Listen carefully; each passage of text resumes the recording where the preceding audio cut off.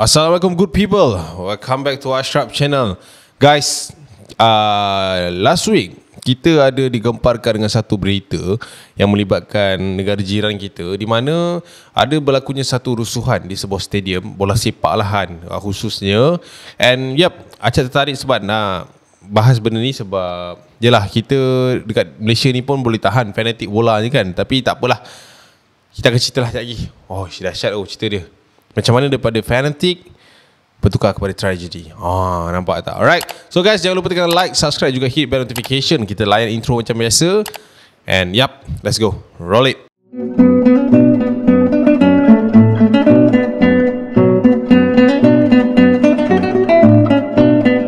Okay guys, aku rasa semua orang tahu tentang kejadian ataupun tragedi maut yang menimpa di sebuah stadium di Indonesia, alright? Ataupun orang kata dia orang gelarkan sebagai peristiwa tragedi Kanjuruhan kat sana lah. Alright, kita terus dengan dia punya kronologi, and kita tak nak sembang-sembang banyak lah.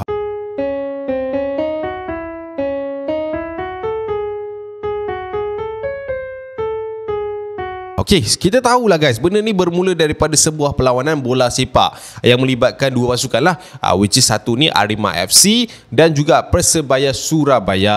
Okay, dia ada dua lah, Arema dengan Persebaya. Okay, diorang ni bersaing di Liga 1 Indonesia, dan kejadian ini berlaku di Stadium Kanjuruhan, Malang, Indonesia.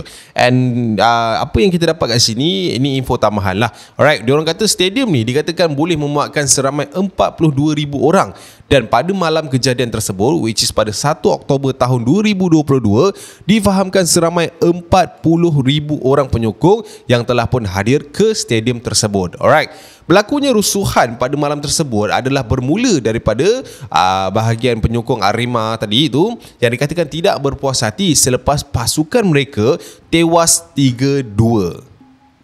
3-2 Macam ada yang baru kalah 3-2. Tapi tak apa, kita kembali kepada cerita ini. Alright, dikatakan mereka ni adalah musuh seteru, rival yang sangat-sangat dahsyat, dan mereka ni dah lama tak kalah kepada si Surabaya tadi lah. Macam itulah lebih kurang. Okay, lepas dia dah tamat perlawanan, ketika perlawanan tu berlangsung dengan sangat-sangat tegang. Biasa guys, biasa bola ni kalau panas dia 90 minit kan, gaduh, provokasi, baling barang, itu biasa.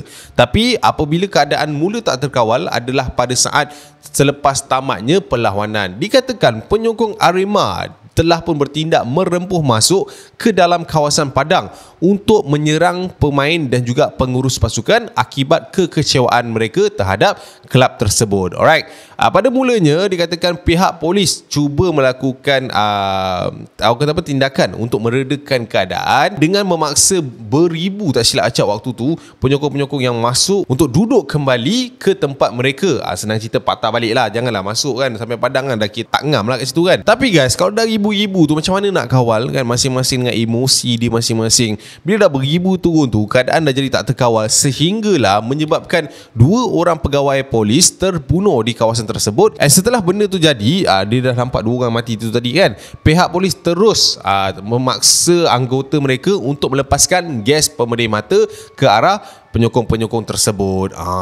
Okay, dapat kan macam mana chaosnya tempat tu kan. Memang hara lah, kalau kita kat situ pun kita seram lah kan. Alright, pada waktu tu guys, mangsa yang telah pun selamat dalam kejadian ini memberitahu ketika gas pemedih mata ni dilepaskan, mereka semua menjadi lebih panik, lebih huru-hara dan lebih bertindak agresif. Dan ketika itulah berlakunya tolak menolak antara mereka sesama sendiri, dan kejadian kejar mengejar pun berlakulah di tengah-tengah padang tersebut lah. Dan diorang pun bertindak untuk melarikan diri, dan disebabkan itu jugalah terdapat 131 mangsa yang dikatakan mati dan 323 orang mangsa yang mengalami kecederaan pada saat tersebut lah.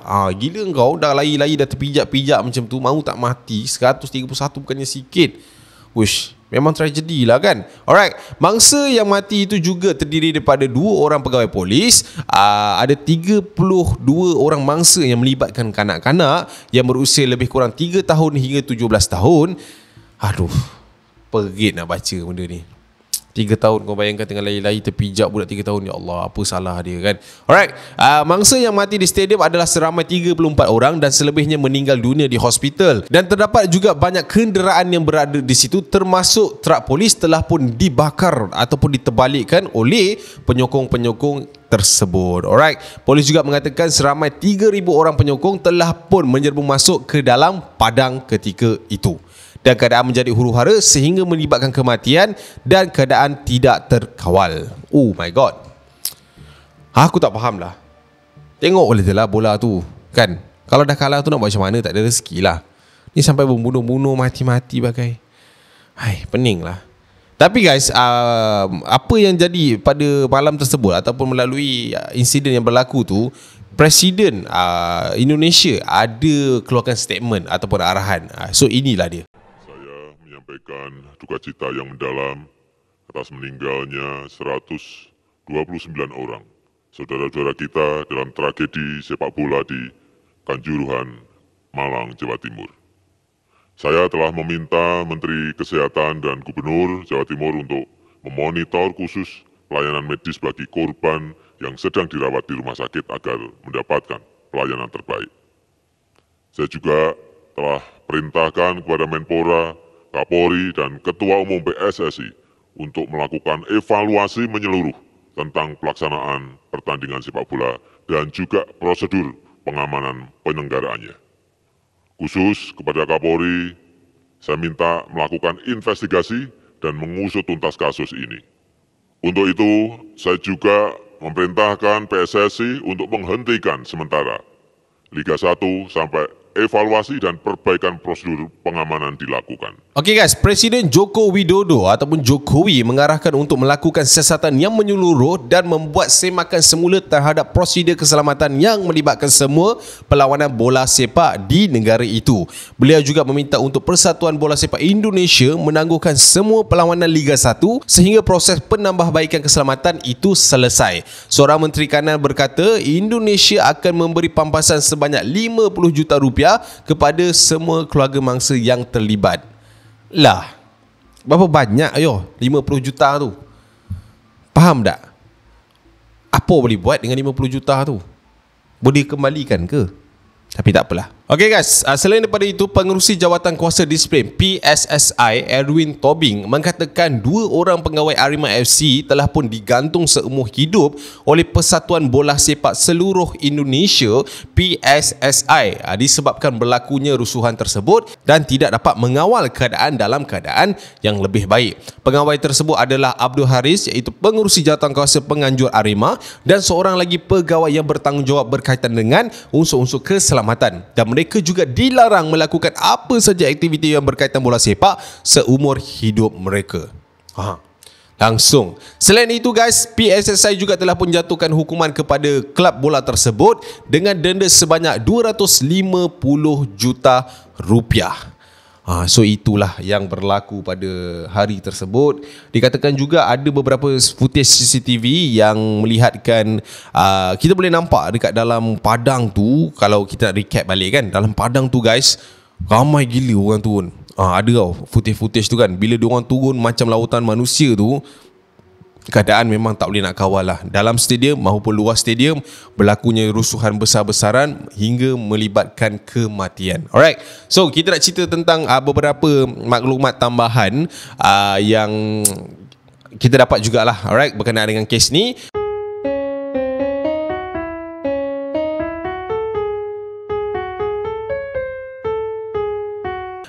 Diorang kata peminat Arema telah pun membuat penghormatan dengan membaling kelopak bunga pada monumen maskot singa kelab tersebut. Selain itu, di Jakarta seramai 300 peminat bola sepak telah pun berkumpul untuk memberi penghormatan di luar Stadium Gelora Bung Karno.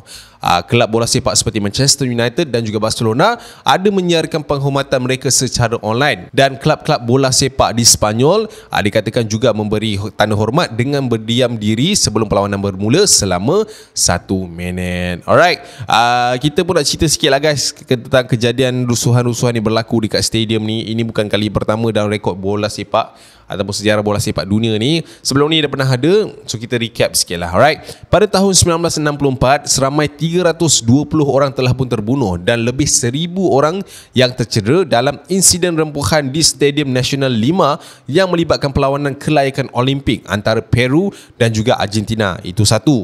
Nombor dua, selain itu tragedi di stadium lain juga pernah berlaku sebelum ini, termasuklah insiden rempuhan di Stadium Hillsborough di Britain pada 1989 yang menyebabkan kematian 97 peminat pasukan Liverpool.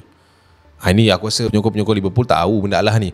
Alright, manakala insiden di Stadium Portside pada tahun 2012 juga telah pun meragut lebih 74 penyokong bola sepak ketika berlakunya perlawanan ini di Mesir.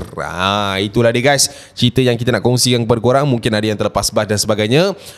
Kebanyakan maklumat yang telah pun dihebahkan di media sosial, ada yang benar, ada yang tak. Yang mana kita tapis, ini je yang kita dapat. Sebab kebanyakannya masih lagi di bawah siasatan.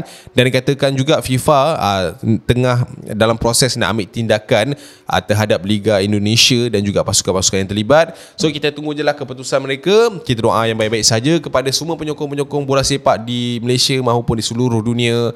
Macam kita cakap, sukan ini menyatukan, bukan memecah belahkan. Janganlah daripada kita ni fanatik berlakunya tragedi. Kita tengok bola for fun, kita tengok bola untuk seronok, and insyaAllah lah benda ni boleh, kita sebenarnya dengan bola sepak, dengan sukan ni kita boleh bersatu kan. Janganlah terlalu fanatik sangat kan, sampai ada yang troll each other, ganjing. Benda ni tak sihat lah dalam bola. Itulah guys. Alright, minat juga, tapi jangan sampai taksub lah. Itu je lah aku nak cakap. Okay guys, kita jumpa di video akan datang. I see you and I see you. Assalamualaikum warahmatullahi wabarakatuh. Bye.